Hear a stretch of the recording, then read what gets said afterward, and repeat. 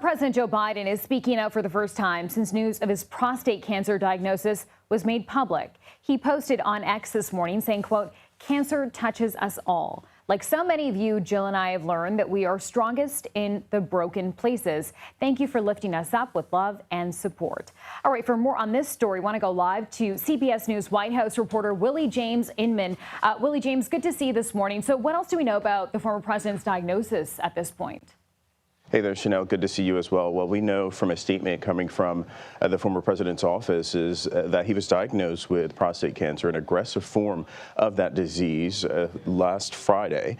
We know that he went to the doctor. He essentially received some tests. He had some urinary symptoms. We know that not only is this an aggressive form of this disease, it's also a form that will respond well to treatment, according to a statement from the former president's office, and his family is looking at those treatment options. But earlier, we spoke to a doctor about how this could have an effect on the former president. Take a listen. I think his prognosis is really going to be dependent upon the genetics of the tumor. At 82, he's not in poor health.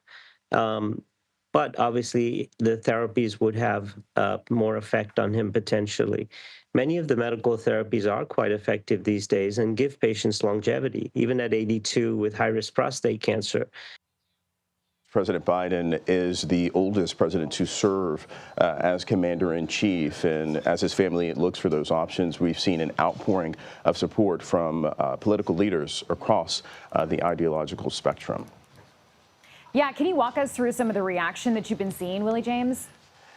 Yeah, that's right. We've been seeing this come out through the weekend. His former running mate, for instance, Vice President Kamala Harris, who, of course, ran against Donald Trump after the former president dropped out of the race. She sent a statement on behalf of herself and Doug Emhoff, her husband. She goes on to say, Doug and I are saddened to learn of President Biden's prostate cancer diagnosis. And then she continues to say that she's keeping him and Dr. Biden and their entire family in their hearts and prayers.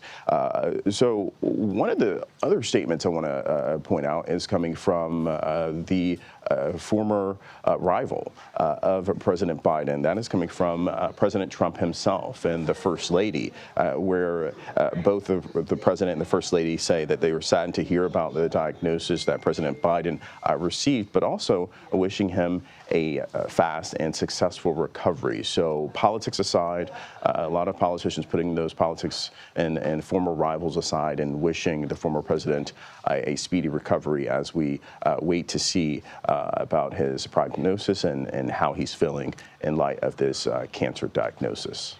Yep, we'll keep a close eye on this. Willie James, thank you.